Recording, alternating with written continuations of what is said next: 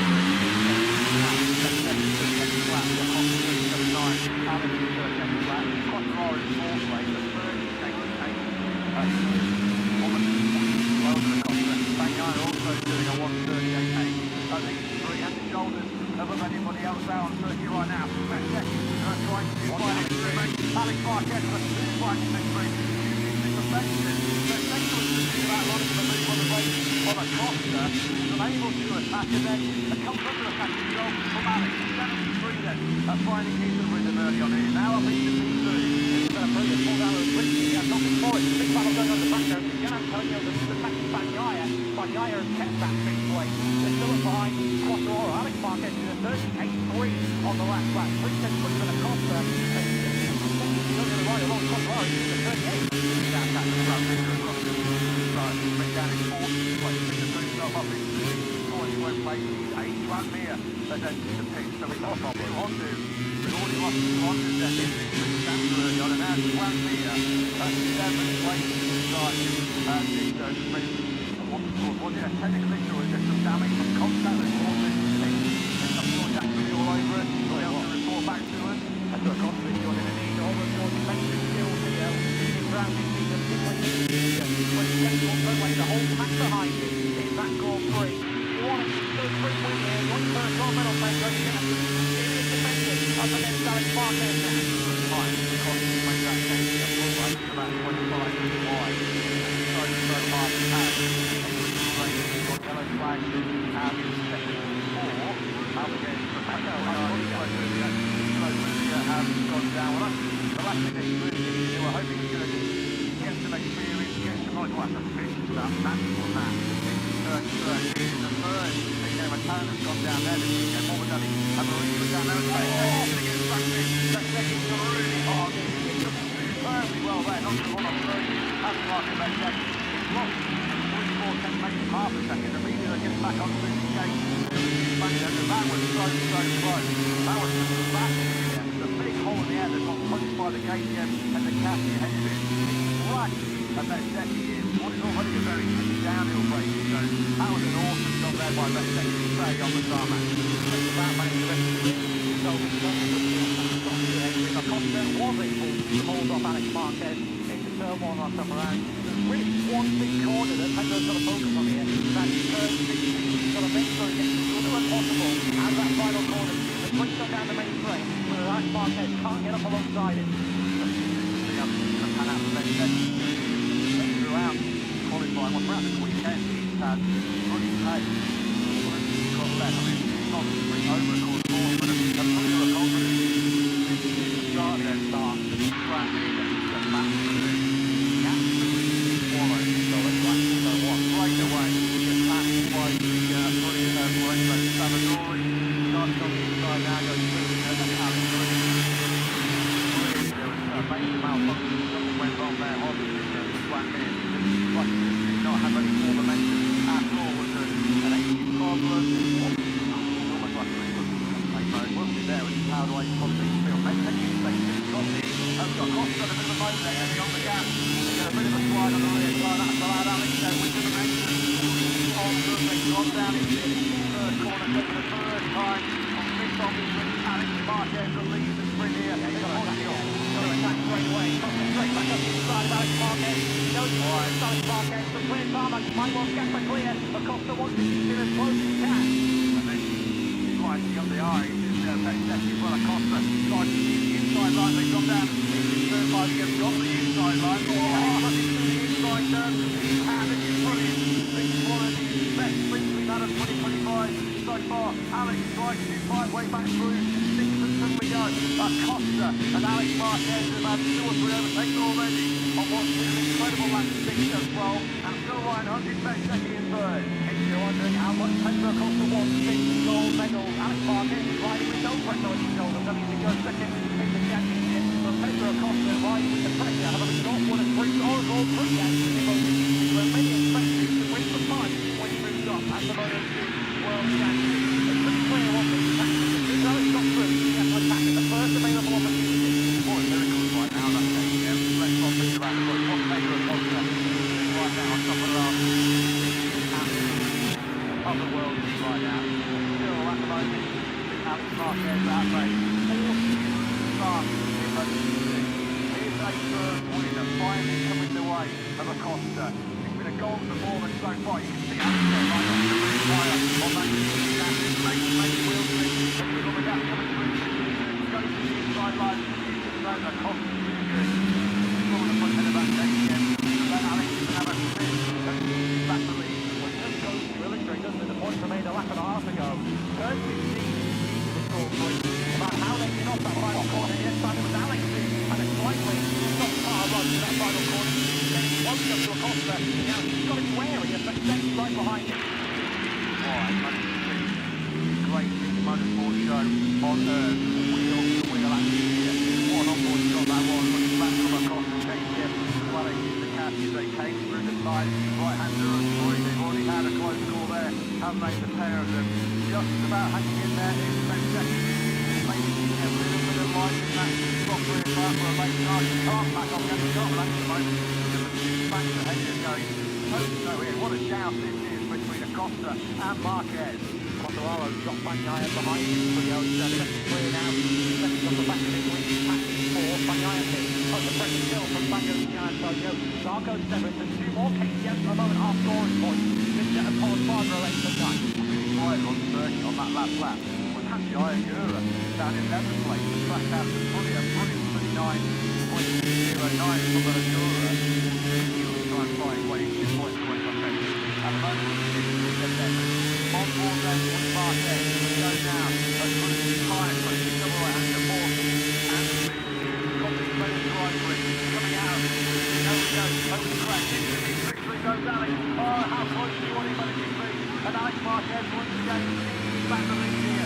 Here's this epic sprint. The tailbike sprint here in Portugal. It's back in the hands of 73. Jordi Acosta's got to attack again straight away. Not close enough though this time on behind Alex Marquez. The turn 5 now spent on Alex quite wide. Only by a half a metre or so. He puts it on touch now. Into forward. Acosta gets the run on it.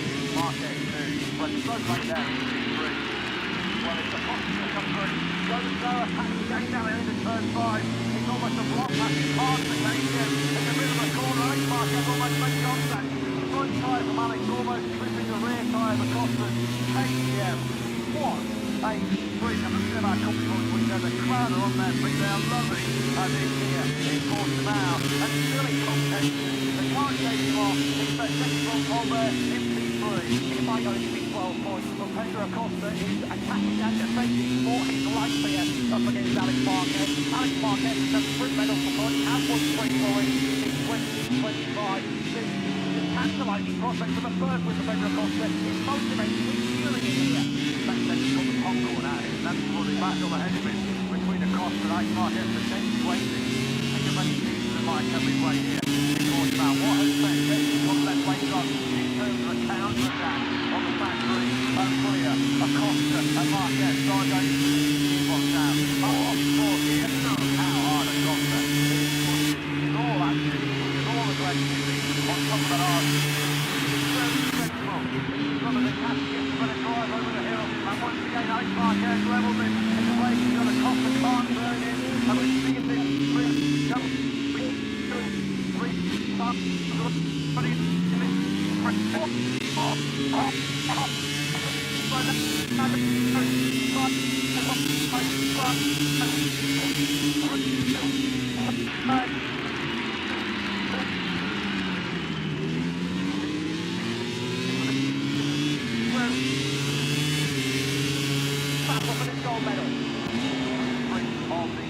without any shadow of a doubt. We might have had to wait until round 21 for it, but better late than never. This bad speed, classic MotoGP at its very, very best.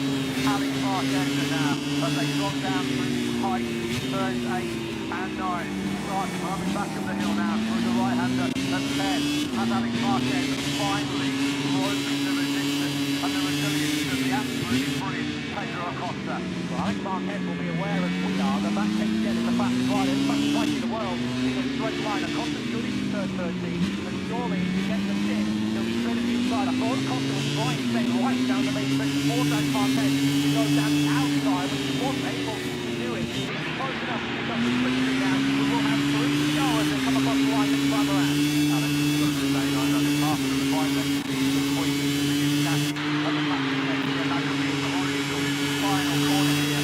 With 3 laps now remaining here. The gap is almost 3 tenths of a second. Alex is the only rider in the 38. This is brilliant late race by Alex Marquez. A 138.907 was 4 tenths faster than Acosta in second. Marquez in second is about a tenth slower than Acosta. Acosta really moving from the race to the 5:30 section. He's gone down here to turn 3 and turn 5 at the moment. Not quite enough. closed up to attack Alex. And that means the definitive move then from Alex Marquez. Once held off across the third side, that was half of the battle this point for Alex Marquez. Hanging out from the front lap of the 10th lap as well, puts himself out of attack race, looks like kind of on Johnny up against Pedro Acosta. Now it's going to be second to Marco Bezzecchi. We know over longer Grand Prix distances, the KTM has had a nightmare with highlights and tire endurance over the last few rounds. This short format of this Prix over 12 laps has been everything back to the victory. Across the just overused that strong rear tyre battle against Alex Marquez. This is a battle further back between Fabio. It's in the hands of the moment Quattararo in fourth place. He's got about a half a second, 60 tenths of a second buffer back to Antonio, Bagnaia, Sarko, and Alvier. They're all fighting for 6th down to 9th place respectively. Bagnaia did 140, one back around to 146. That's now got Marco, Victor and Alvier now right behind him. So what's the battle for second? Top left of three. Alex Marquez now out of picture and out of sight as far as Costa is concerned. Across the line to go then to start me and onto the lap and Alex Marquez is winning 6 tenths of a second. One looks like he's coming over in the contest. What a contest it was up until about lap 9 or 10. Then Alex Marquez decided it wasn't going to be a contest. Such great late race lead. Over the line, back to Albion, quite a proper stage on the inside of the South African into Prix. Back in the front then, across the street now, it's going to be somehow fending off Marco Bezzecchi. Looks like it. The first sector, Alex is taking another 10. Out of Costa, the lead now 7 games per second. That's a third entry point for Pedro Bagnaia in their battle for third position.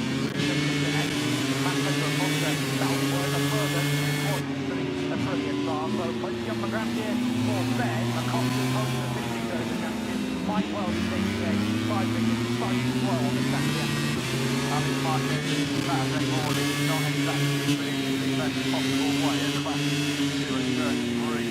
I'm on the second row of the Greenwich pit lane. It's pretty Saturday over here in Portugal. It's going to end surely with a gold medal wrapped around his neck and more success in Prix. That has come down to just under 7 tenths of a second. Alex does surely the stage management at the front. Surely he's not going to let Acosta and Bezzecchi come back into the contest. Just there, Alex. Just in the head of Acosta. He takes the gap then between the top three. Start this final lap of what hopefully is a tremendous victory in Portugal. Alex, that man, that's down to under half a second. We might be for some blank fireworks here. It's down, Manchester is down to 39.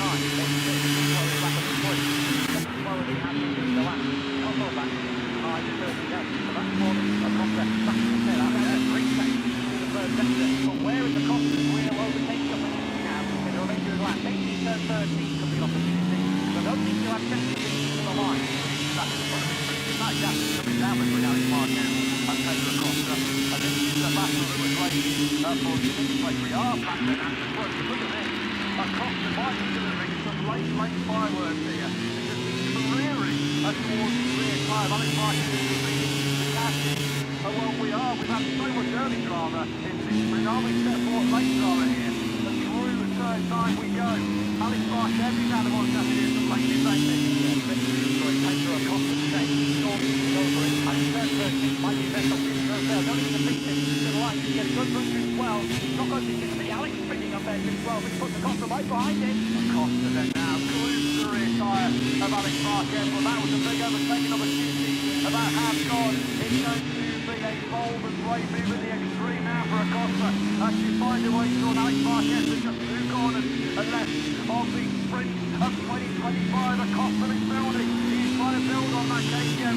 Well, Alex Marquez, hold on. Alex Marquez will only rear tyre side on the good easy casting. But it looks like Alex will win a classic sprinter in Portugal.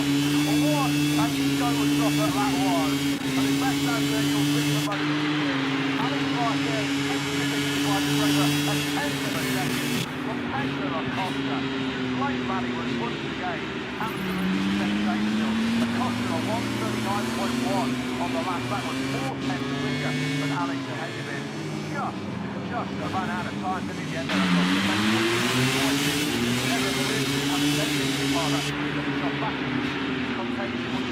by Acosta and Alex Marquez. Obviously, Quattraro, Miguel Antonio and Albion in that intense battle with Zarco, Bagnaia and Binder. Bagnaia dropping from 8th late on. Matt Binder had a good special through from 14th to 9th. What a ride, what a show, what a performance by Alex Marquez. Big place on the grid. Not the best start to the classic we have a Prix back. What amazing. We look round, but hopefully the best is still to come in the 25 lap Grand Prix. For more of the same gentlemen's league. MotoGP added the exhilarating event. Pedro Acosta serving for the fighting their fighting and respecting the on. Look at the relative special leaders of their bikes. We've done inspection certification. Pedro Acosta is putting that bike in on pure pace. What a show. Just ran out of time. Had one more round and might be able to attack Alex Marquez. So they continue to the top two. An absolute thriller in Portugal today. It was absolutely awesome to watch the world's best riders. And you'll have to hammer it up. Let's get a thoughts of the case. What a result it was for Alex Marquez. What a ride. John McKaylee enjoyed that just as much as we all did. What a performance, what a race McKaylee. The race winner, he was able to calm and control Pedro on the races, and we know that we have something more in this sector, especially in the last part of the track, especially in the last corner, because we need a huge top speed at the end to overtake the others, but unbelievable. So I think that we are in the best shape possible now. nervous on the last lap? A bit. Just a bit. Congratulations. Thanks. Absolutely phenomenal performance that by Alex Marquez. Picks up his second sprint win of the season, his first since the British Grand Prix at Silverstone. He had to work a lot harder for that one today, under all kinds of pressure, initially from Marco Bezzecchi and then from Pedro Acosta, as Pecco Bagnaia fell out of contention very dramatically, didn't he? Started that sprint in 4th place, he lost 4 places at the checkered flag. Fermin Aldeguer went the opposite way, didn't he? Coming through from 11th to 6th place. He took, as you could see that replay, right on the finish line against Pecco Bagnaia. 4th sprint win then for Alex Marquez. That's probably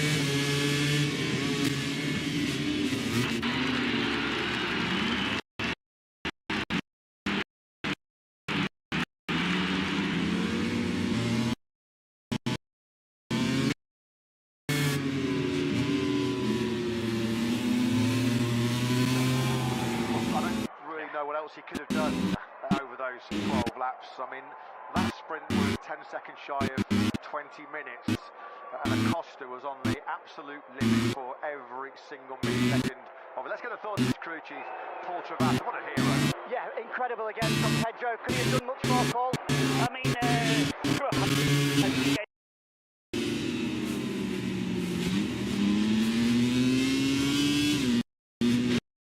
Incredible again from Pedro. Could he have done much more, Paul? I mean, I think he gave it everything, you know what I mean? Alex had a couple of strong points.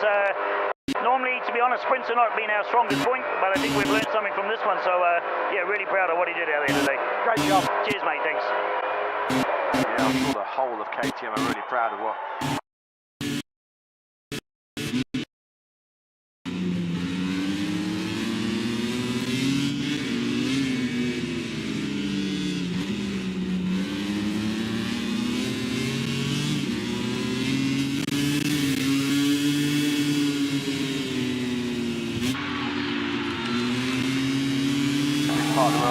amazing though, just how much effort that Pedro Acosta put into that one. But take nothing away from your sprint winner here in Portimao, because he did not panic. He just trusted in the process, trusted himself. We always knew that on Friday from the get-go he showed that he got the pace to do exactly what he's just done, but he gave himself a bit of a touch of task when he started in the 5th spot. But another feather in the cap for Alex Marquez in 2025. There's plenty of them. I think that is Paul Travassa in Croatia. Come on, hilarious Paul Travassa, that's right on cue. just about to embrace Pedro Acosta, who is at the moment a bit of a miracle worker on top of that factory KTM. Next best KTM was Brad Binder, who, to be fair, did have a very respectable 12-lap sprint, coming through from 14th to pick up 1 point in 9th place, which was 9 seconds behind.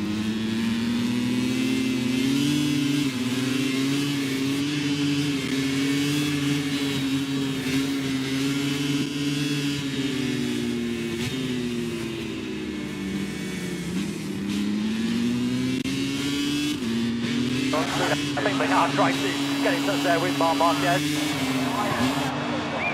Well, he'll say you can have the keys to a BMW, I'll take a Tissot sprint. Oh, medal, thank you very much. Yeah, but Mark's probably done the grocery shopping and wants himself on the sofa to watch that 12-lap sprint, and I'm sure he's glad that he did, because it was a treat. It was absolutely fantastic. 16 over the line for Miguel Oliveira, 16 seconds. That was back of your race winner, Alex Marquez. I'm not sure what happened to Alex, really. You know, he was one or two riders that ultimately beat in the front tyre in that sprint, but really had a torrid affair. He was 22 seconds, almost 23 seconds behind your winner, Marquez. Zarco, well, he sort of held station in that sprint, but has done a lot of defending, and there's plenty of tough competition around, and it started in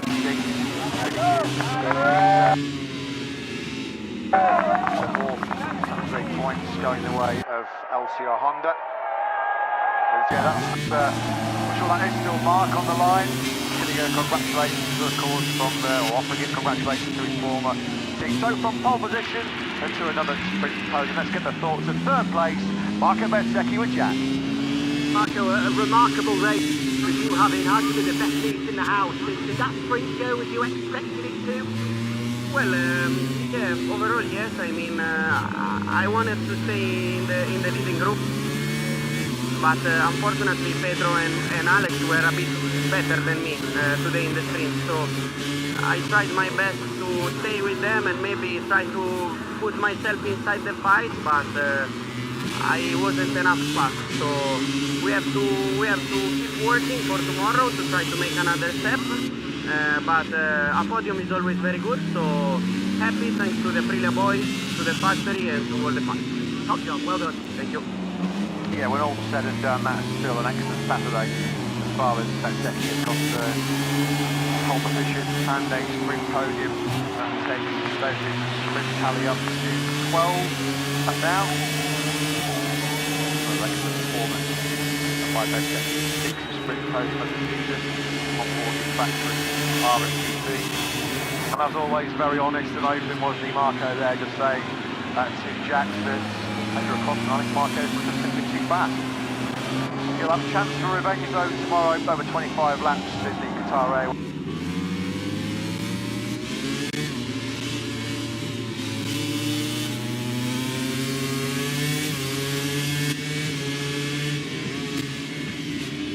Grand Prix of Portugal. Well, one man who wasn't flying today was Pedro Acosta. He was getting a great reception. He gave his all, he gave his everything. More than in Malaysia for this. Let's try again tomorrow.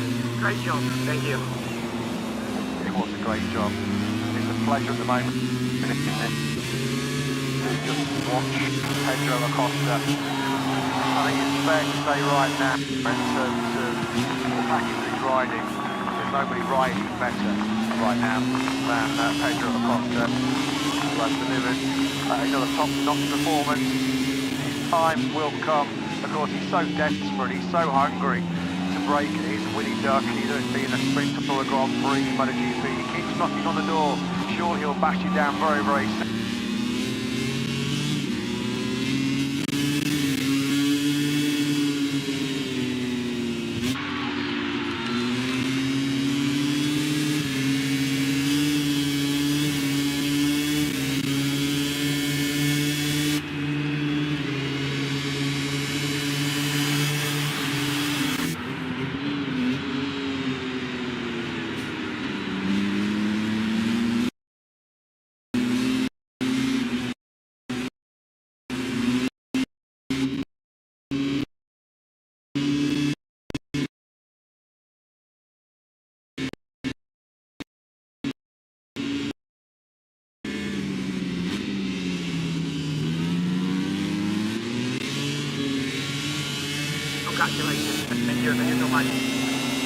a very good reason. It's perhaps about this Saturday here in Portugal with Alex Marquez.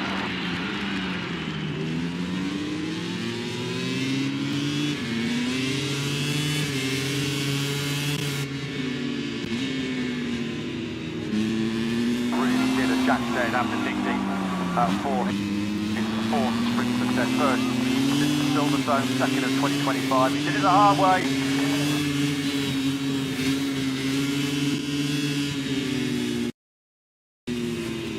Race between the top two once again on the podium. The medal ceremony of 2025 commenced here under the Southern Portugal ceremony that Alex Marquez has been a part of.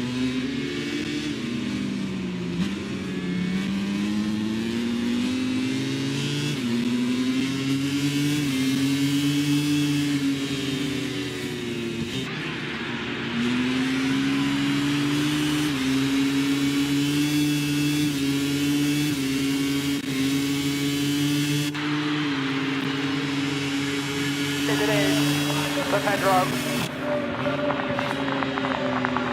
Brought the show today. Attack and in defence. The concept was exceptional, but in the end, not quite good enough. As Alex Marquez, who secured the runner-up spot in the World Championship on our Super Saturday in Malaysia, backs that up here in Portimao with a sprint victory.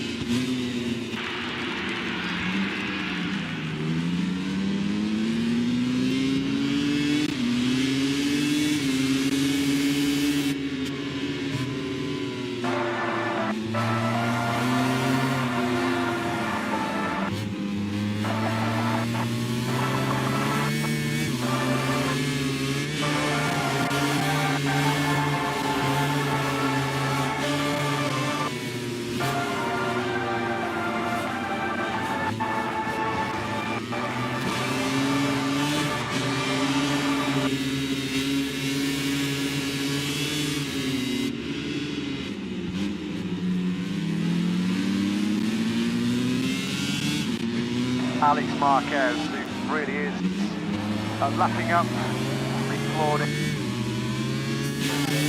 that fourth sprint victory moves Alex on 425 points. Of course, speaks about 21 sprints so far this season. 16 gold medals have gone to one family and one set of brothers. Marquez with 14 sprints already so far in 2025. As we look down on the fastest motorcycle in Portimao, the fastest motorcycle on planet Earth at the moment, having won the Malaysian Grand Prix in Sepang 13 days ago. Alex Marquez continues his streak as he looks to close out best season in MotoGP by a long, long way. It's 4 gold on a golden day once again for MotoGP Racing.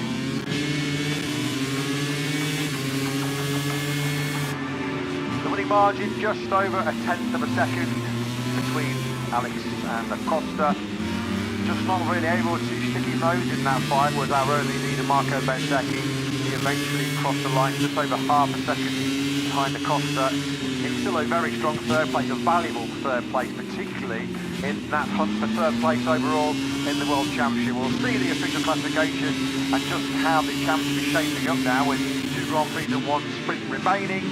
But it's Alex Marquez victorious in what was a pulsating Portimao sprint here. As the fans make their way to the exit, they will in their tomorrow for a potential title in Moto2 battle with Diogo Moreira and Manny Gonzalez.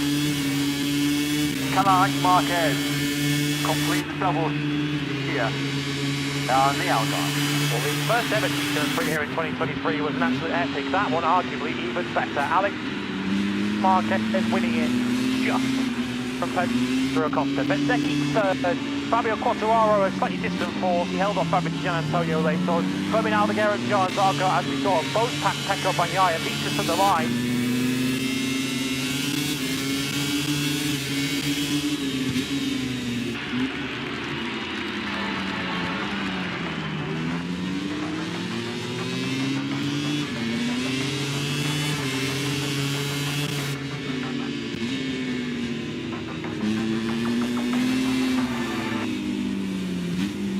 For the World Championship, Marc Marquez, of course, champion. Alex Marquez,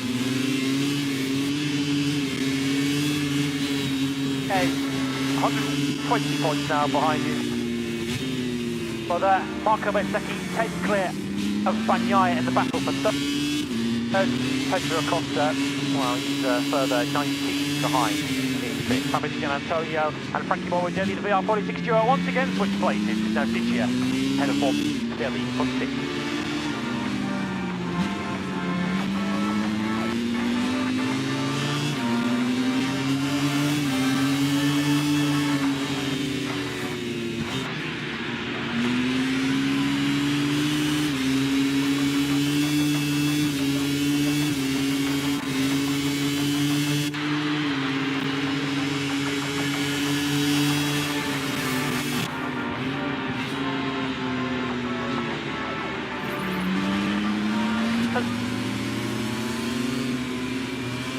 Second, VR46. They have a 55-point lead over KTM. Fighting for third.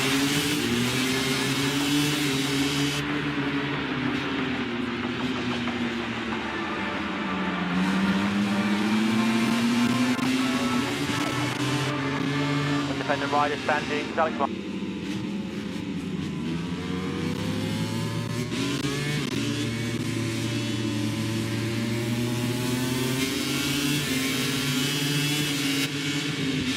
Marquez, of course, has won this a long time ago. The big battle for second, but she's in the main standing. And switched hands again to Gianantonio.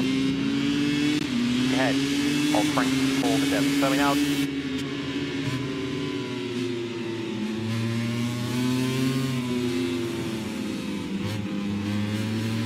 Round 46, fourth. Second, the big battle is to track out the tech three. The third and fourth, neither scored today.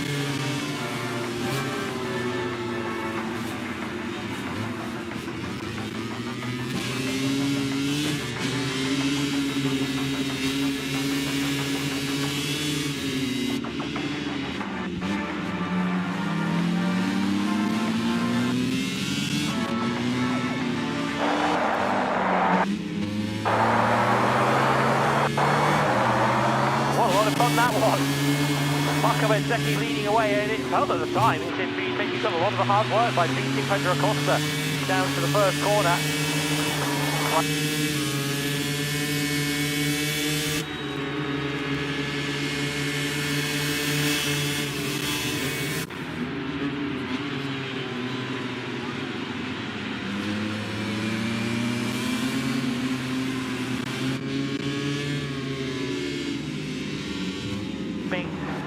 Past Bezzecchi while he was busy trying to attack Acosta again, then past Acosta. But Pedro wasn't definitely the second place by any manner of means, piling back through turn 5. Lap after lap, 37 and 73, scrapped it out. Alex back through into turn 1. Fabio Quartararo was once again doing the Lord's work on board the Yamaha, running his form. Pecco Bagnaia, having lost things to Fabio Gianantonio, and a queue of riders behind him in the battle for 6th, 7th, 8th and 9th.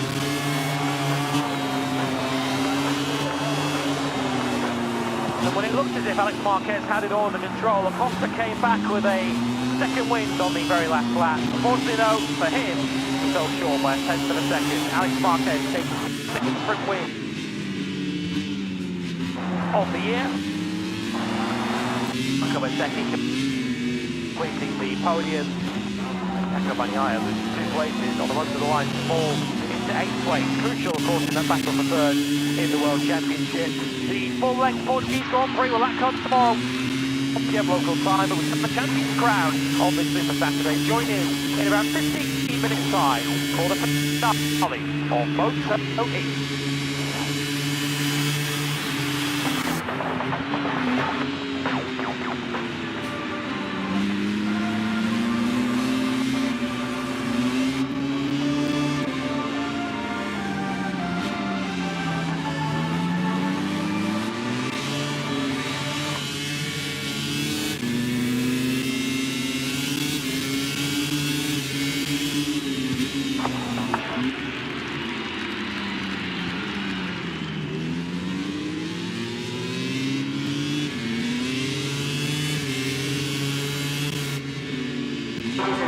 Are always first on the throttle, last on the brakes. The riders, athletes with hunter mentality, never thinking of physical fitness, talent, skill, and always calculating their next move.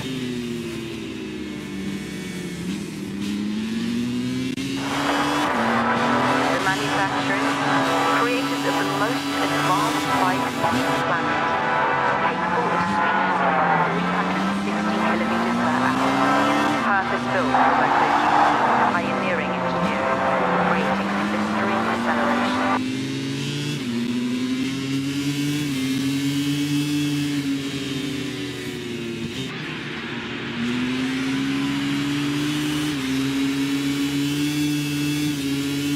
The final corner. The Prix.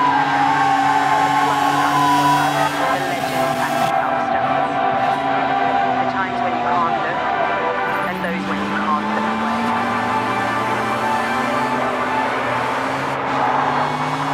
We ride with purpose, with pioneers and visionaries working tirelessly long enough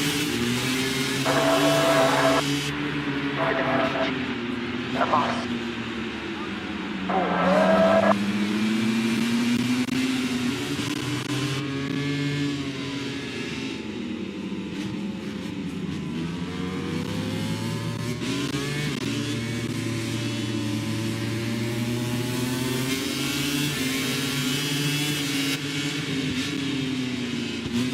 The hospitality staff, the sponsors, the many individuals all united in the goal of glory, with every kind of family, the every weekend, the first timers, the forever fans, the never miss a flag, the home track faithful, the destination circuit holidays, the day trippers, the Sunday social fuels.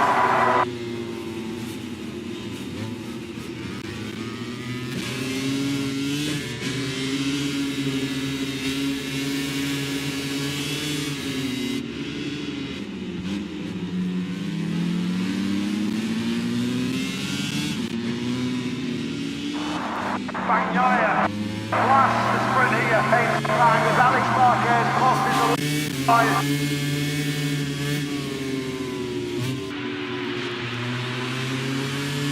And we do have victory. It's the mark that Alex won to in the MotoGP World Championship. Alex Marquez, runner-up and firmly out of the air, rookie of the year in 2025.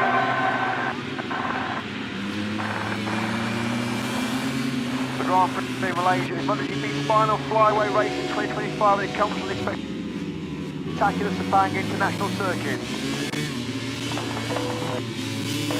Bagnaia once again on pole position. Fermin Almaguer was third over the line with a tight pressure. Penalty no sprint from Pedro Acosta inside the top three. Alex Marquez.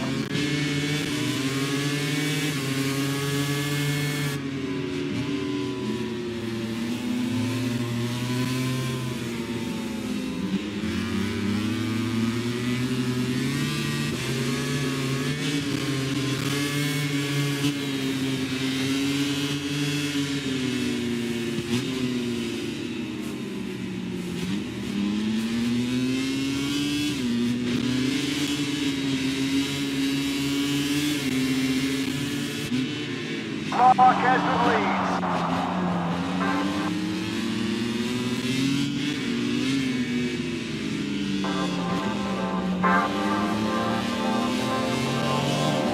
Acosta buzzing all over the rear tyre of Bagnaia Ducati. He's not got the support he wants at the moment from that medium front. Algarve versus Liz, they go side by side. This is a battle for fifth. Here he goes around the outside, they almost take each other out. Once again, Bagnaia is fighting a rearguard action against the KTM of Acosta. That's pretty right, Bagnaia. The crowd singing himself forward in the main grandstand here. That's a lovely move. He can do it a little bit hard. Bagnaia will try and sweep around the outside.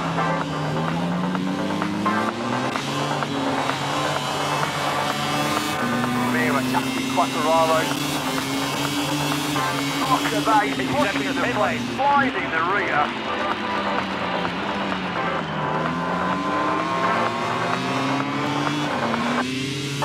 Really excited trying to get the move done. Once again, he's sideways.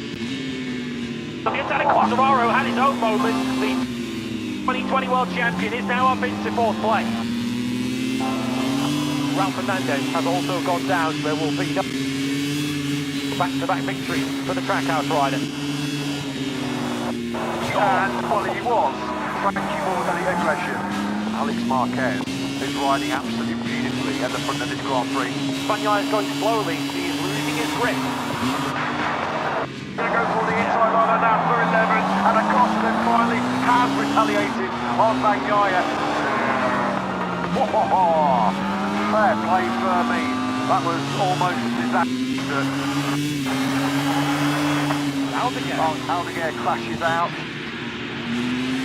Well, this would have been coming. He's had some big scares, hasn't he, on the front end of that Ducati.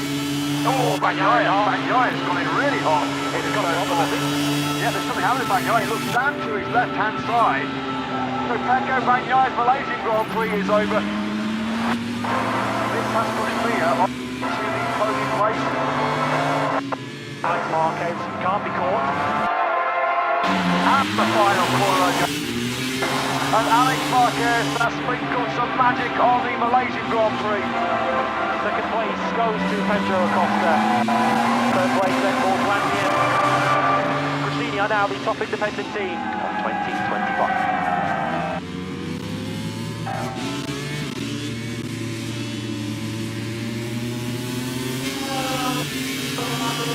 Good morning and welcome back to Australia. Welcome back to Phillip Island. It's been a Bezzecchi point here though in Phillip Island. Despite the mid-sprint mistake, he wins for the third sprint in the last 4 Grand Prix in dominant fashion. Raul Fernandez, who does make it back-to-back sprint Saturday podiums for Trackhouse. Marco Bezzecchi.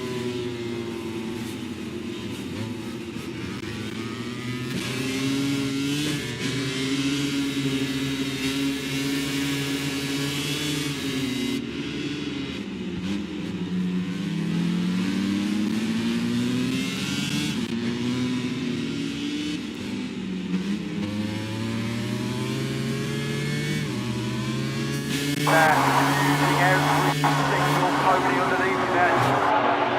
Of course, there's Fernandez behind him.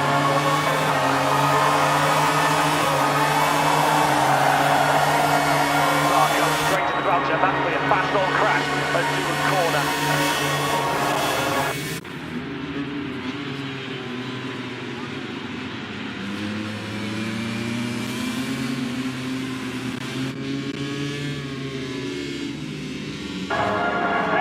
Now he's going to go straight on into the long lap penalty. Raul Fernandez then takes the lead of the Australian Grand Prix. Acosta will also go through to second place. Oh, Jack Miller's gone down. Jack Miller has crashed out of podium contention here.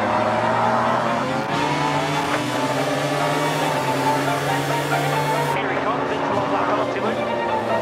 Bezzecchi then rejoins behind Tissot in 6th place. That's easy right, isn't it, for Alex Marquez? No competition in terms of top speed there between Alex and Quattararo. Tissot upwardly mobile in this Australian Grand Prix, now in P4. Can Antonio only one away from the podium here in Phillip Island. He certainly is on the inside of the Costa. He goes. Acosta pushed off the podium now, back into P4. Look at the 37, just pulling up alongside him. Just went a little bit hot. Antonio just comes back through.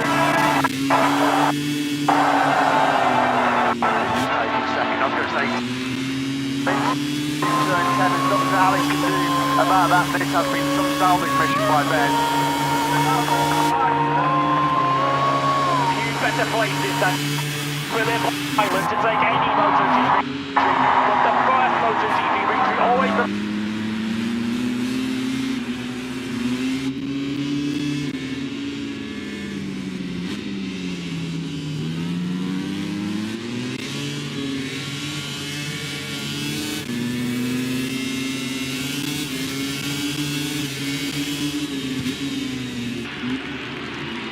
Up in second place, Marco Bezzecchi after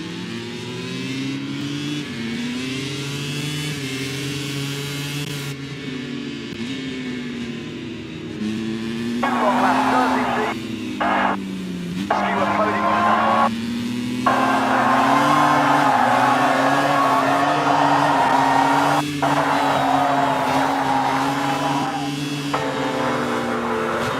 Marco Bezzecchi has delivered an incredible comeback here in Mandalika to take the sprint victory. Wow, what a sprint! Probably the best sprint we've seen of the season so far. And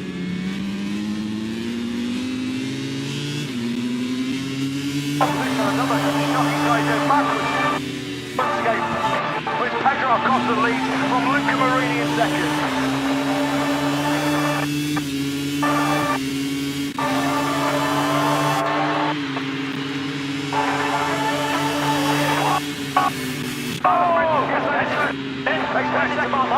Marquez and Marco Bezzecchi. That's a massive crash early on here.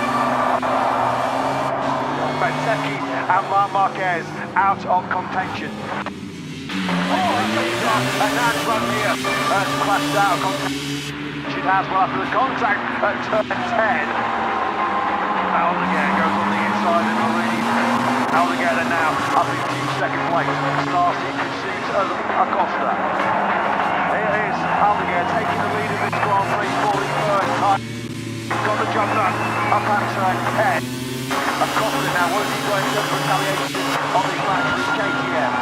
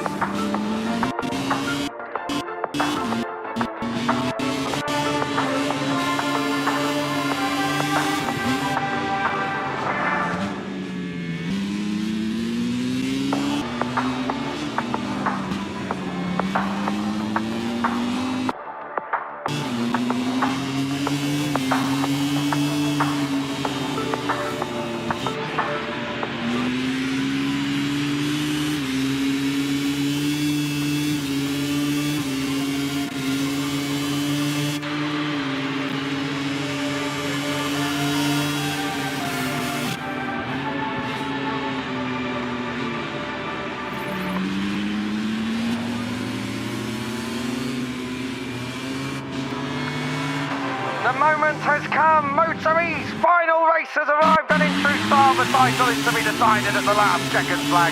Portimao is the host. Alessandro Zacconi, the champion-elect, but with two rivals in Mattia Casadei and Eric Granado aiming to put the 61 title celebrations on ice. This is going to be dramatic. MotoE's final race. Let's have it.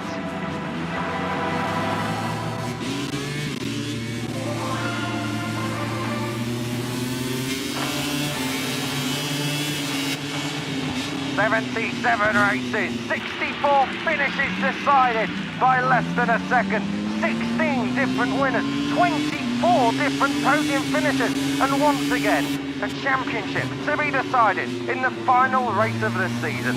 To say MotoE has been memorable would be putting it lightly, but this is the swan song for the championship we first saw hit our TV screens in 2019. Taking you through the final 6 laps of MotoE action. You're in the company of myself, Kiko Giles, and Neil Morrison up here in commentary, whilst it's Elliot York in pit lane. Neil, the moment has come, MotoE. It's all about to end, but we have got 6 title-deciding laps still to run here, and we still aren't any wiser as to how this one's going to play out. Alessandro Zacconi is the favourite, but in MotoE, everything is unpredictable. Good afternoon. Good afternoon to yourself, Nico. A mix of emotions up here, a little bit of sadness at the end of an era drawing to a close, and also an excitement at stage of what will happen in this championship finale after we had a brilliant first race earlier on today, just before lunchtime, in which Alessandro Zacconi took a massive step forward to claim his first World Championship. He comes into this race now with a 7-point advantage, knowing that a 7th place finish would be enough to seal the deal. Exactly that. He needs that top 7 finish in order to guarantee himself the title, regardless of what Mattia Casadei can do. Casadei himself needs to be in the top 2 just to have any opportunity. And Eric Granado needs to go out and win. We entered today with 7 championship contenders. Can you believe it? What a record that was. Zacconi, Casadei and Granado are the only 3 that remain. Lorenzo Baldassari in his rookie year put up a great fight. Matteo Ferrari looking to come full circle from those 2019 highs to finish off 2025, and indeed MotoE in the placing started. Nicolas Spinelli, a solid campaign throughout, and had it not been for that Misano DNF last time out, he could still be in with a chance. And Andrea Mantovani, he jumped the start. He did take it out of his own hands due to that over-ambitiousness of that right hand earlier on today. He is going to be 7th in his title race at least. It has been a majestic season, I need say no more about that. The championship state of play was on your screen just a moment ago. We gave you the top 4. Balda can't do it. It is this rider, Alessandro Zacconi, who is staring down the barrel of becoming world champion. Yep, and for 3.5 hours from race 1 until this moment must have felt like an absolute eternity for the Italian, the number 61, who looks completely in the zone, fully focused ahead of this race, and surely go up on that bike. Some nerves, because he knows that he has this within his grasp. It's just now about getting it over the line, making sure he gets the job done. All of the Aruba management is here. Serafino Fossi, the team principal from Over in World Superbike, is here. Aruba team owner Stefano Ciccone, he's here as well. It was his birthday just a couple of days ago. The weight of the Moto3 World Championship is very much with Alessandro Zacconi. Oscar Gutierrez on your screen cannot get this title this year, but he can finish it with a flurry. He can indeed try and elevate himself up towards the top 10. We said that it's up here in commentary with myself, Kiko and Neil, but down on the grid you can see him poised and waiting with Eric Granado, Elliot York. Eric, how you feeling ahead of this one? A big task ahead, you know what you got to do. What are the tactics? Well, I just want to enjoy the race. You know, the first race was amazing. I will try my best from the first to the last lap, and let's see what happens in the end. Just want to enjoy it and finish in the best possible way this last race of the season in the category. Good luck, enjoy it. Thank you. He has a chance to still be world champion. Eric Granado trying to put Brazil's first title, possibly of the weekend, banked and remembered forever. He's got an uphill job, but anything is possible in MotoE, and Granado's on the front row. He's going to be doing his part of the bargain. Yep, absolutely. 6th podium of the season in race 1 for Eric, and Mattia Casadei knows he's taking an uphill task as well. Like his teammate, he just needs to go out and try and win, and hope that some misfortune befalls Zacconi, who starts the pole position. Cassidy stuck in the back of that lead group for a big chunk. We were waiting for him to make a move forward in the final couple of laps, but eventually it did not come, and he was probably surprised as anyone to lose that final podium spot to Jacopo Hossium in the closing lap.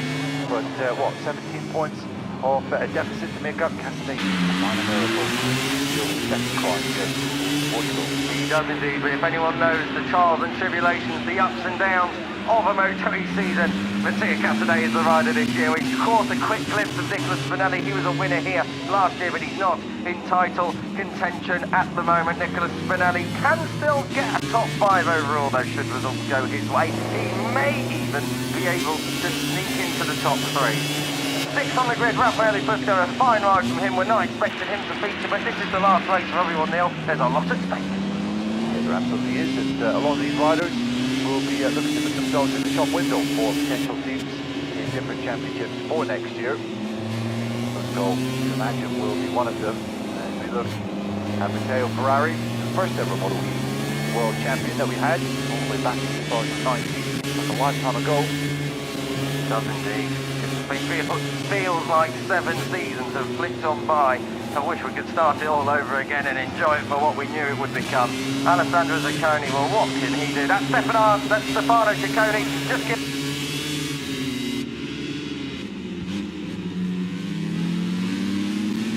giving him a big hug there.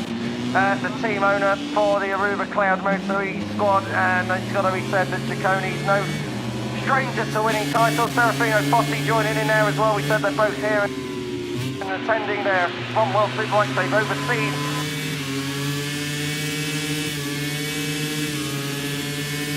On the MotoE World Championship, Luca Bernardi heads up that third row of the grid. There will be some support if Bernardi can make hay while the sun shines for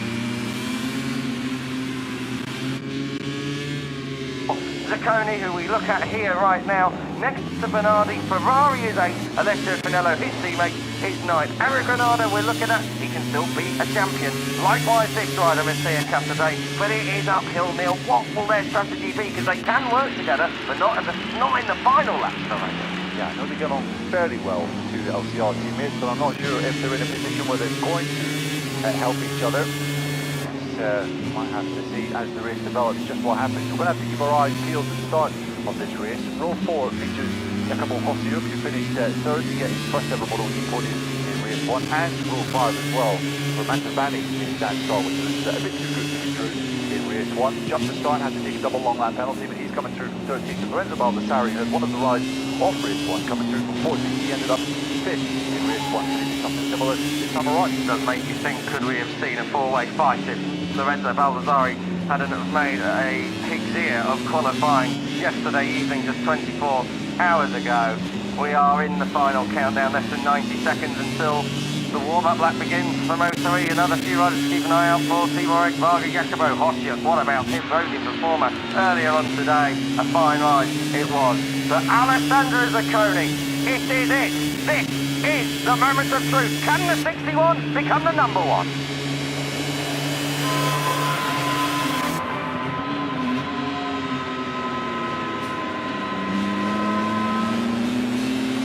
Welcome live and trackside for the final time in MotoE World Championship history. You're joining myself, Kiko Giles, Neil Morrison alongside me, Elliot York down in pit lane. We have taken you through the majority of this grid. I said keep an eye on Jacopo Hossium, Neil. He had a fine ride to the podium this morning in the first race of the weekend for the MotoE guys and girls. What can he do this afternoon? I mean, he could really be a winner if he gets the starts, if he repeats what he was able to do earlier. Yeah, he did show some serious pace. He was the fastest rider on track for a good chunk of race 1 earlier. So certainly one rider to keep an eye on as we start the final warm-up lap of the season in MotoE. This innovation that was introduced midway through this season to make sure that all the riders are up to speed sufficiently. The tyre temperatures are up to what is needed as well, and a bit of a chance to see what the circuit is doing. It's a lot better conditions than earlier on, Neil, worth saying about that. Before we do get underway with MotoE, I've got to say a huge thanks to some names that you guys at home probably have become rather familiar with in years gone by from up here in commentary. A huge thanks to Matt Dunn, Fran Wild and Jack Gorse from the first 4 years, as well as myself, Kiko Giles, who I've only been here for a year and I've loved every single moment of it, and Elliot York down in pit lane. But the man who has had the pleasure of doing every single MotoE race, Neil Morrison. Neil, if anyone's going to know some of the best MotoE moments, some of their favourite MotoE moments, what have they been? Well, race one earlier was pretty good, I would have to say, but if I had to choose one, it would be the finale of the 2021 MotoGP title. Morris and Egeler all the way down, last lap in Misano.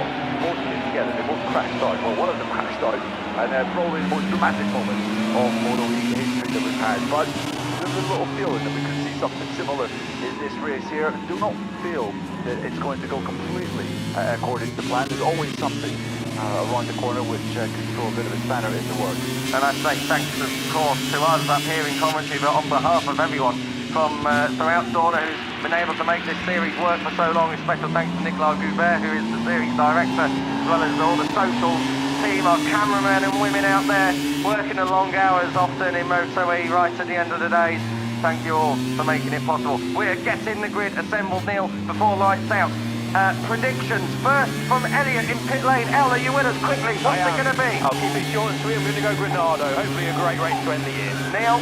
Gutierrez, second on the grid. I'm going to go Zacconi, and he's going to take the title with a victory. What's going through their minds right now? This is it. This is the last one. This is the last one. It will be some no's, but the concentration will be high as they get ready for lights out. MotoE, 77 races, as I said, right at the top of this show. 78 is about to go green, and it might be the most important in Alessandro Zacconi's motorcycle racing career. Will he convert pole to take the title? We are go in Portimao on Saturday afternoon. Zacconi not the brightest of starts, just like earlier. Gutierrez is going to be who gets the job done down towards turn one. Cassidy is coming through up into P3. He's got Busto on his outside. He's got Spinelli up there as well in fifth. Granado's gone backwards. Zacconi has retaken the lead up at P3, up at turn 3, sorry, up into P1. So coming up through that opening sector, look at Mattia Cassidy. He knew he had to get the start and jump his teammate. Now he's got to get ahead of Gutierrez, but Zacconi, a dream start, is leading down towards turn 5. Granado dive bombing. Spinelli, who in turn is trying to come through on Fusco, and now he's getting pushed out again. He's the number 77. That side, fire starting. Matteo Ferrari. They're all safely through the first couple of sectors, Neil. Yes, absolutely nightmare stuff for Eric Granado through turn number 1. He got boxed in. Oh, you can see Cassidy making a move. For Gutierrez there on the inside, didn't quite make it, but Granado is already losing touch with his top 3. As I said, a bit of a nightmare start. He's already facing a bit of pressure from Ferrari just behind. Cassidy was on the front row here last year. Double podium in the races. He won race 2. He needs to replicate that again today. Granado siding through under Spinelli. That's in turn 11. Great move. Cassidy round the outside of turn 12. I think he just got ahead of Gutierrez. Yes, he did. Cassidy has pace on Friday. He needs to do this. He needs to get ahead of Zacconi, because Zacconi looks unbeatable this weekend. But if anyone is to go and take the fight towards the 61, Mattia Cassidy looks like he's the rider who's going to do it. Who might just do it now? A little bit of Michelin rubber up the inside there on your elbow will get you really warmed up. And I'll tell you what, Mattia Cassidy is meaning business. Turn 14. Have some of that one on your last 1 of 6 is coming to an end. We're already breathless up here. It comes. Zacconi leads. Gutierrez gets ahead of Cassidy across the line. Granado's getting the pair of them as they knock spots off each other down the straight. Where to look? Cassidy knew he had to keep position on Granado and does so at turn 1. Goodness me, Cassidy really trying to ruffle the feathers of Zacconi with that move through turn 14. You have to say, fair play to Zacconi. He does not need to be doing this up at the front. He knows a 7th place finish would suffice, but he is trying to attack from the front. As we see a replay of this, there was a gap there, to be fair, for the number 40, but as Zacconi closed the door, there was no space. Ferry did not give it in. Zacconi did not back off to allow Cassidy through. This will be fun. Where's that number 40? There it is. Have some of that. Alessandro Zacconi. You say he doesn't need to do it. It's probably safer he's out front, because if he gets back down when Mattia Cassidy hits the front, you don't know all the way back through the pack. Now there's riders that are coming through that aren't in this title race who could have a very big certainty. They're coming through turn 8, up over the hill, but not going to be getting any airtime on the MotoE machine. But we are getting plenty of drama, and they are certainly flying at the front. Zacconi, Cassidy and Granado, your top 3 in the championship, are your top 3 on the circuit. been a brilliant recovery from Granado. As you see Hossier underneath Matteo Ferrari. I think that is Ferrari toughing it out around the outside, but Granado looked a bit lost on the first lap. He was as low as 6th at one point, I think, coming through turn 3, but he made a rapid recovery and lapped through to sit third. This is where Casadei was strong just a lap ago. Is he able to launch anything this time? He was on the exit where he got ahead, or tried to get ahead of the 61 last time. No such attempt this time. Got to keep it clean and tidy. You do not want to be picking each other up out of the gravel, because if Casadei crashes, it is absolutely game over, and only Alex Granado will then be able to have a say in this title race and try and stop the charge that the number 61 has. Up over the crest of the hill for the penultimate, for the second time of asking. 4 laps to go, they cross the line. Casadei fastest lap has Granado flanking him all the way down the straight. Does Granado get it done on the brakes? Yes, no, he doesn't. It was very close. Casadei was bold and brave on the brakes. He absolutely had to be. Keep an eye on turn 3 to see let it run up inside. He doesn't think about it, but he thinks better of it in the end. Further back from him, Ferrari has just got ahead of Spinelli, and that's up into the top 5 for the number 11, who started from the middle of the 3rd row.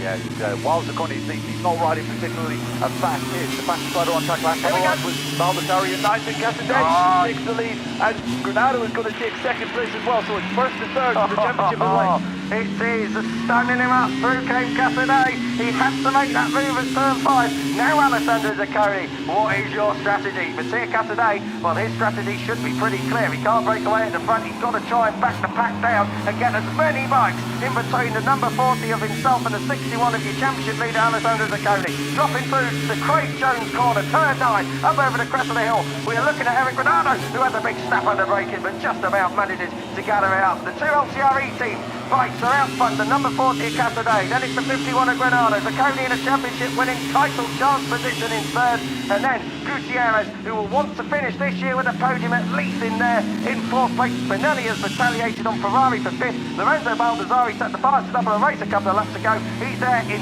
7th place at the head of the outgoing world champion Hector Garza, who we have barely mentioned this weekend. Hector Garza has had an absolute horror show here at Portimao, but he's up there in the top 8 looking to sign off on a high. The top 2 are striking this field. I'm surprised this is the strategy of Casadei. Wow, look at this from Granado. We have a change of the lead as they come across the line. The 2 LCR bikes running in formation. Granado with the fastest lap of the race, only to be overtaken by Baldassarri again. Granado, is he going to hold it out? Coming down towards turn 1. He's going to have to, because Casadei's on his outside.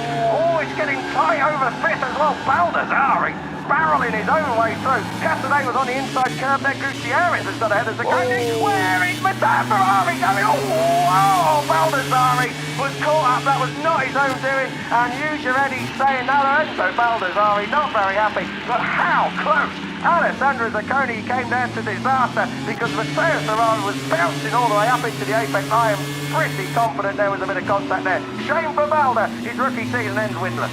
Yeah, it does. It's a real shame. A bit of a bum note for his first season to end on. You can see that he's under investigation by the FIM. There is no surprise there. No. Granado is showing that there are no team orders in the LCR squad, and he's going out to try and end this season with a victory. And Zaccone just needs to be careful here. He needs to solidify his pace, because there's a couple of fast riders behind him. He doesn't want to be going down to the region of 6th or 7th place, because then it will start to get very nervy. Half race distance, then we drop over the other side of turn 11, down into the sunset at turn 12, and then a heavy braking opportunity. Always a chance to make a pass and also make a mistake. At turn 13, but we've negotiated it safely. We're riding on board with Alessandro Zaccone, having a good look at the 99 of Oscar Gutierrez, who I said would like to finish 2025 and indeed his MotoE career with a podium. This is the place where we burst onto the scene just at the start of 2024. He's looking to sign off as well the way he started. Eric Granado is going to lead them onto the penultimate lap. Eric Granado does lead them onto the penultimate lap. Up over the crest, Casadei there in 2nd. Or is he? Because coming through the 99 of Oscar Gutierrez, he's hugging the pit wall. He got an absolute cracking run out of the final corner, and it's 2 for 1, P3 to P1. Coming through Casadei, oh, just about holds on, gets that job done. And I tell you what, Matteo Ferrari is feeling racy here. He's at the inside of Zaccone. Oh my dearie me, that Granado's gone down. Eric Granado's title chance is now all over. Eric Granado, well, the penultimate lap of MotoE has not been kind to the number 51, but what about that 2 times 2 laps in a row. Alessandro Zacconi, he was so close to disaster there. Look at this. Wow, he got How so did he not lucky crash? that he did not get taken out by Eric Granado's machine. Matteo Ferrari, you have to say, a little bit on the ambitious side coming into turn 3. Didn't learn his lesson from the previous race. And Hoy Zacconi went around the outside of Eric Granado's stricken machine. Goodness me, he must have been thinking the championship is over there and then, but somehow he survived and still is there in 4th position. Down and out has gone Ossian while he was in the podium places early. He was in it just a moment ago. And down he goes. I thought that was Zacconi then for a moment. Oh my dearie me, well MotoE going out in the only way that MotoE can. What about it? Giacomo Ossian, he was a hero earlier. It is not a repeat performance this afternoon. Mattia Casadei is the next one looking to push his way through by any means. Oscar Gutierrez is leading this one as we come through the final sector and through the final corner for the penultimate time. The next time around, we will be on the last lap in MotoE history. Gutierrez is going to lead them on to Casadei, needs to lead them off it and hope that Zacconi is further back than where he is. Zacconi's in a big group though, I've got to say, so keep your eyes peeled in the second group. It's Gutierrez ahead of Casadei coming through. That's Nicola Spinelli. He was a winner here last year. He's on the podium provisionally here this year. Coming through turn 2. Now, keep an eye on Ferrari. He's coming up the inside again. Oh, no, Alessandro Zacconi. Zacconi lets it ride around the outside. Hasn't glanced over him. And I'll tell you what, I think he's done that just as you say, Neil. Let Matteo Ferrari have it. Alessandro Zacconi, 5th is enough. It doesn't matter if Casadei gets the move done here on the number 99. It's close. Oh, what a moment as well for Oscar Gutierrez. Casadei now is going out for victory. That's got to be the target. Yeah, Casadei nearly hit the back. I think he hit the back of Oscar Gutierrez coming through turn number 5. Where do you look at this race, Kiko? This has been absolutely crazy, and Alessandro Zacconi has had so many near misses in this race. I think he will just be happy to come home in 5th and take the title that way. You can see the Ferrari has been given a long lap penalty, which is very understandable as Casadei gets it all crossed up under braking for turn number 10. We are in the final sector just about. Gutierrez, well, he was emotional yesterday in Parc Ferme, back on the front rail after his incident back in Le Mans and all the injuries he sustained from that. It's taken him until the last race of the year to get back in the groove, and at the moment he's staring down the barrel of victory here in Portimao.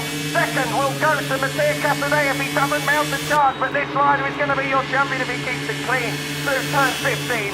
Oscar Gutierrez leads them out to the final corner. Will he lead them by the line? Casadei's going to get some slipstream, but is it going to come too late? Yes, it is. Gutierrez takes victory, but Zacconi is world champion in MotoE for 2025. A fine ride. In the end, all the challenges down, and turn 3, he rode them off. He dealt with them only as a world champion can. 5th place is good enough, and Alessandro Zacconi completes that childhood dream of becoming your world champion. He is the 2025 MotoE world champion. He will be ahead of Mattia Casadei in the standings. A season-long battle. Zacconi comes good when it counted, and Alessandro Zacconi, the 61, has become the number 1 for the final race in MotoE. Yeah, you have to say it is richly deserved. Alessandro Zacconi finished 13 of the year's 14 races inside the top 8. He has been a model of consistency, and when he's had to hold his head, as he did in race 2, he managed to do it. Goodness me, he came so precariously close to being taken out on numerous occasions down there at turn number 3. He comes across the line in 5th. He's going to drop, or in fact he's going to gain a position or 2 because of Matteo Ferrari's late penalty, which I think we can all agree on was pretty much deserved. After that was Zacconi. Well, he had a career-threatening injury at the start of a race in Misano back in 2020. He thought then that maybe he wouldn't be able to ride again, but he recovered. Had a year in Moto2 which was unsuccessful, and then came back into MotoE, gradually built himself up, and has become world champion in 2025. And he has deserved it in every single aspect and meaning of the word world champion. Some instant reaction from pit lane. Serafino, how does that feel? Alessandro, FIM MotoE world champion, and Aruba.IT Cloud world champions as well. Yeah, I'm so happy because for us it's the new category, no? Because we started last year and we are so happy, and congratulations to all the team because they did a really good job. Congratulations, go enjoy the podium and part of Berlin. Thank you so much. Thank you. Thank you, Al. Thank you, Serafino Fotti from down there in the Aruba Cloud MotoE team. They didn't get the title done over in the Superbike Championship, but Alessandro Zacconi has delivered the goods this time around and has got that done. We said he finished fifth, of course, he took fifth across the line. It is fourth in the end, courtesy of that graphic you can see on your screen. Matteo Ferrari, as you rightly say, Neil, failed to comply with that long lap penalty. That's because it was issued too late. And then it's thus dropped to sixth, promoting Mitch Ryder up to fourth. You can see what it means. Every picture tells a story. Yeah, hard not to feel emotion for Alessandro Zacconi, and he celebrates with his partner. And he will have a celebratory helmet and t-shirt lined up there. And that was such a nervy race. I mean, we told you beforehand that it was not going to go to plan. Zacconi did brilliantly, didn't he, in the early laps? Leading it, trying to dictate the pace, but it was clear that the riders behind him had a bit more in reserve.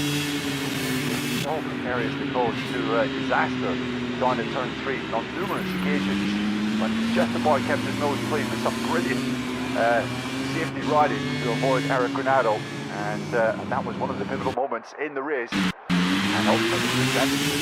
But it's just worth explaining, Neil. This is a rider who was almost done with the sport. He had that huge injury many years ago. I've got to say, it is absolutely remarkable what Alessandro Zacconi has achieved. More on that in a moment. Back down to pit lane and L for some reaction. L. Yeah, just trying to chase Lucio Cecchinello into here. Mattia Castelli. I mean, Lucio, commiserations. I know it's the missed title that you wanted, but how proud are you of Mattia for the season he's just done, and Eric, of course, as well. Yeah, I mean, both guys have done an incredible job. I can only be proud because with both riders, we were at the last race of the year to be able to fight technically for the World Championship. So it was an amazing season. It's like this, racing is like this. We finished second in the World Championship, and we will have a wonderful memory forever. Thanks, Lucio. Enjoy the podium. Thank you so much. It isn't that dream title that I think Mattia Castelli was the favourite for coming into 2025. It was a resurgence from Eric Granado, and he pushed on until the penultimate lap of MotoE. But the LCR team, they can hang their heads high and hold it high because they have pushed Alessandro Zacconi all the way. Zacconi came good right when it mattered back in Misano, and now he's reaping the rewards for it. But some thoughts as well, Neil, on Castelli and Granado. They had to try. Yeah, they really did give it a good go in this final round. And the LCR team will take some consolation from the fact that they have comfortably won the championship in this year's MotoGP series. And Zacconi has a pretty trick-looking goal. Celebratory lead. If we're going to see a traditional stand-up wheelie, celebratory wheelie for him, looking at his season as a whole, he had a pretty decent start with podiums in the first 2 rounds of the year. Then he had 3 rounds when he was off the podium, but still, even on his bad days, he was still picking up good points for top 6, top 8 finishes. And then, as you said, Nico, in the last 2 rounds of Misano and here in Portimao, he picked up 2 crucial wins, which ultimately carried him to the title. He has done exactly what he needed to. He was never down and out of it. He might have not looked like the absolute outright fastest, but he has been the champion in the last 2 rounds, and that has carried him to success. A fantastic wheelie up over the top of the hill. Commiserations to Mattia Castelli. Second overall. I think when he goes and sleeps at night, there'll be a lot of points that you could pick out from Mattia Castelli's season. The season that has been extremely high, but there have also been a couple of low points, and it was those low points. Assen crashing out from the lead on the last lap. Red Bull Ring crashing out of the lead on the first lap. Misano crashing out on the outlap of qualifying. Those 3 points in Mattia Castelli's season will define this season. Besides that, he's always been in the hunt for victory, but those moments have just, in the end, come back to bite. Yeah, I think those crashes came at crucial moments. Had he not crashed out of the lead in the races that you mentioned, by the halfway stage of the season, he could have been out of sight from his rival. But as it was, he always had the impression that he was playing catch-up to try and make up for some of the mistakes from earlier in the year. Second place in the championship is certainly no bad thing, but I think it is definitely a case of what could have been Mattia Castelli. Probably the fastest rider in MotoGP this year, but the consistency cost him in the end. Indeed, and he tried until the absolute finish as well to come through. It's fair to say that, you know, Oscar Gutierrez, we are forgetting did win this race at the final ever MotoE race. There's Serafino Fossi, we heard from down in pit lane. Stefano Ciccone down there as well. The Ducati guys will celebrate into the night. Of course, they are Ducati Superbike, as I mentioned, but Ducati also are here in MotoE as the official supplier of the bike. And now our champion arrives in pit lane. Are we going to get a big burnout? I can hear something going on. Oh, go on then. I tell you what, MotoE going out in a cloud of smoke, and it is all because of Alessandro Zacconi. Look at that celebration, and a bit of a rolling burnout, and hello, that almost collected one of the Ursa officials down there as well. I think it was Rick down there in Park Ferme, just about avoided it, but great scenes for Alessandro Zacconi, who does the business. Oscar Gutierrez, let's just talk about him for a moment if we can. A race winner. It has not been the dream season for Oscar Gutierrez, but he can go into whatever the next phase of his career is as a MotoE race winner, the last MotoE race winner. Completing the podium, Nicolas Spinelli, who was in title contention until earlier today, but he finishes 2025 with a podium. Nicolas Spinelli also wins it with a finish the race with a podium for the first season. Yeah, there is one don't go very well, morning.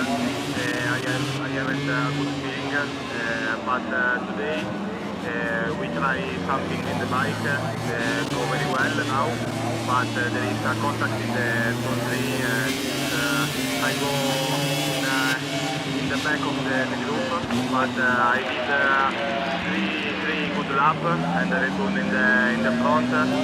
Yeah, I'm sorry for all the championship because for me it's possible to do much better. But I dedicate this podium as my team because work very well. Enjoy the podium. Thank you. Good job all round by Nicolas Spinelli, Neil. He deserved that in the end. I think we're going to carry straight on because obviously we are a bit tight for time here. We'll get some thoughts about that, Neil, later on. Mattia Casadei, second in the race, second in the title race. Unfortunate, commiserations to the number 40, but he's got a right smile on his face anyway. Mattia, ultimately commiserations, a great battle all season long. You've just missed out on the title, but I'm sure when you look back you must be proud of the season, just some of your emotions right now. Yeah, I'm not happy, but I made too much fault this season, and I don't win the championship, but okay. Another guy was more stronger than me, more consistent, he wins. Congratulations to him. MotoE is finished, and now we are ready for another season. Thanks for my team because it was unbelievable, and to my family. Bye. Ciao. Good job, Mattia. Great stuff from Mattia Casadei. He gave it his all and rightfully deserving of that P2 in today's race. But of course, he knows the mistakes he made earlier, Neil. Exactly. Still has the fact that he's the 2023 MotoE World Champion, which is some consolation, but you barely mentioned him. Oscar Gutierrez was the winner of that dramatic finale. Great to see him back at the top of his level, and he's the hell apart from it. Oscar, the first 8 sessions of the season, I know it's been a difficult one for you. You're emotional with Marco yesterday. I mean, what a race, what a battle. Just try and sum up how you're feeling after ending the year on an ultimate high.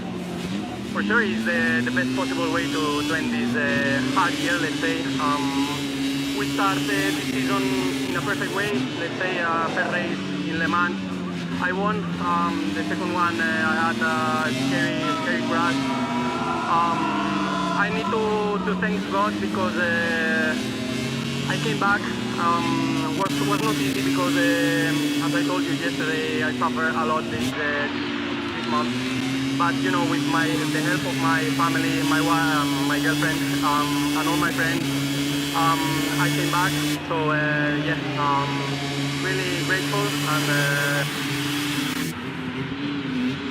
let's enjoy the moment. And thank you to everyone to support.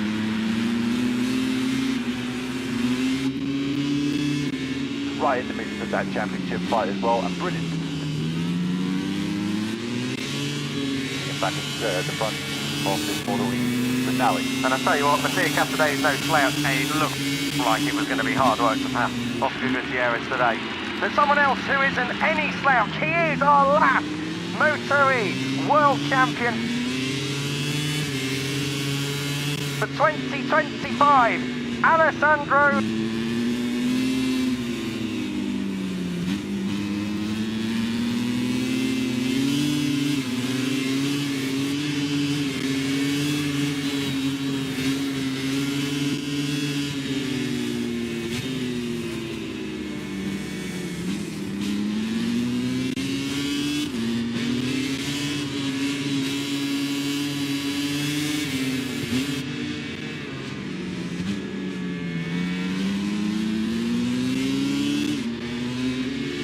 I don't have to do, but many riders was aggressive, do some mistakes, and I was really scared. But at the end we did it. We are a world champion. It's a dream, I think, for all the child that start to ride. Sorry for the motion, but at the end we did it. I have to say thanks to all the people that support me from when I start to ride. This is a result of hard work, many difficult moments. But we deserve it. I have to say a huge thanks to the crew, to Serafino, to Stephen that give me this opportunity. We work a lot. We are, for the moment, the last MotoE World Champion, and always say it's a dream that comes true. And I want to say to all my parents at home, Claudia and Fatma, huge congratulations. A childhood dream achieved. Alessandro Zacconi has done it the hard way. He has not been given all of the best opportunities throughout his career to get to this moment, but when he gets that opportunity, wow, does he do something special with it. Yeah, absolutely. What a wheelie. Celebrated in fine style. And as you said, pretty clear that he was a bit nervous at points in that race, especially with the two LCR boys, but we took him early on, then having to manage him from there. But I don't think you would find anyone that could Alessandro Zacconi this world title after what he's been through in the last 5 years. The fact that he is just such a nice guy as well, really intelligent guy, brilliant English as an Italian. I don't think he comes from a lot of money, he comes from a fairly humble background as well. It has to be given to him on a plate for sure. And well, walking away with the World Championship at the end of the day, I think people can do that. No, not at all. And like I say, he's had to work. There are some riders that do everything right, get the opportunities they deserve. Alessandro Zacconi did that, but didn't get the opportunities that he perhaps deserved, and has had to really persevere and go through a lot of highs and lows, a lot of injuries, not to mention the big one a few years ago, where we thought, well, Alessandro Zacconi, what could have been? We're getting the race podium here. This is Nicholas Spinelli getting his P3 trophy. He started off his MotoE campaign on a high.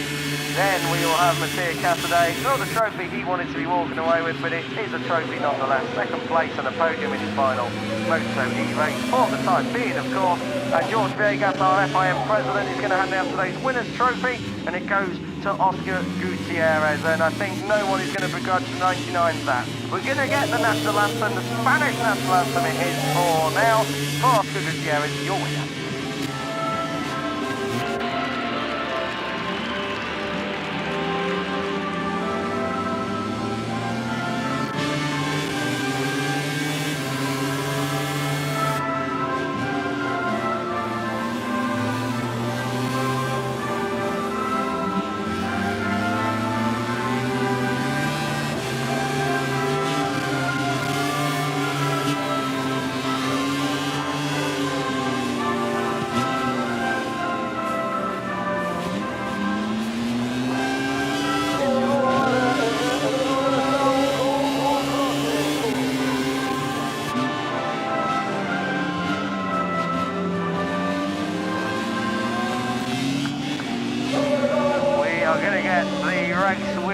Celebrations, the podium celebrations here in MotoE. Oscar Gutierrez, MotoE Casadei and Nicholas Spinelli spraying the Prosecco DOC high and out over the podium balcony.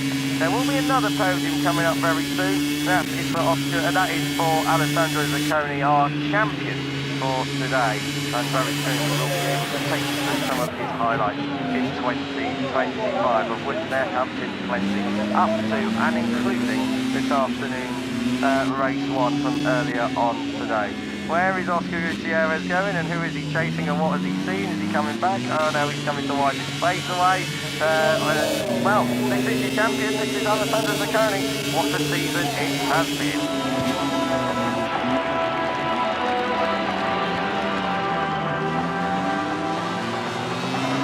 Alessandro Zacconi takes a well-earned and solid third. He's got a podium, and he does have a sweet long to try and press to that later on.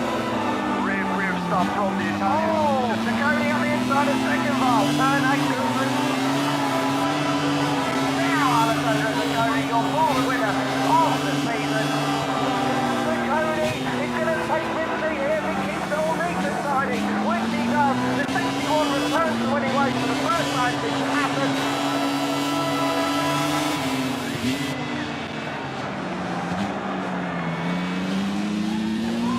A pleasure to call some of those high points this season, Neil, with you up here in commentary, and that video just demonstrating that Alessandro Zacconi is a deserving world champion. Yeah, absolutely.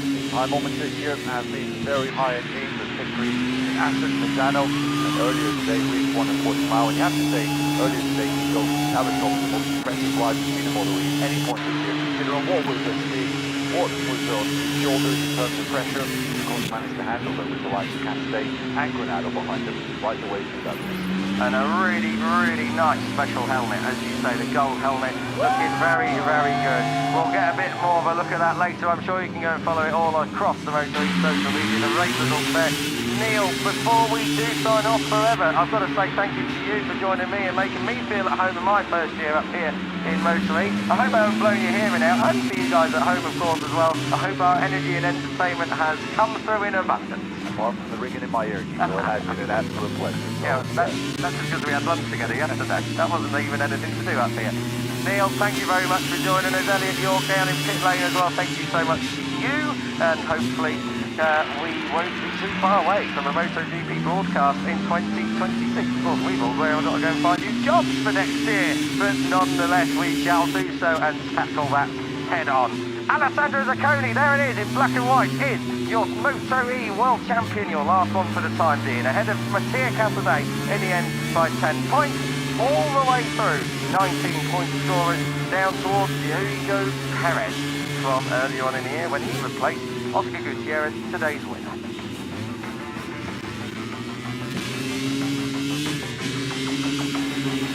The team standings, LCR, each team at least come away with that title back in 2025. Eric Granado and Mattia Capozzi, both race winners across the season.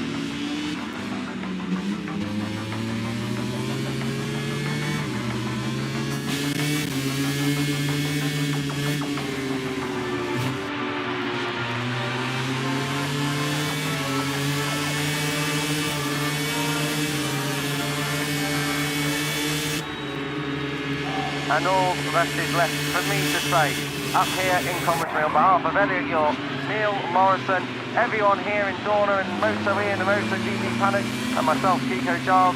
Thanks for joining us. It's been real, and we hope to see you again very soon. MotoE, it's been special. We'll leave you with the title deciding race from 2025. Enjoy.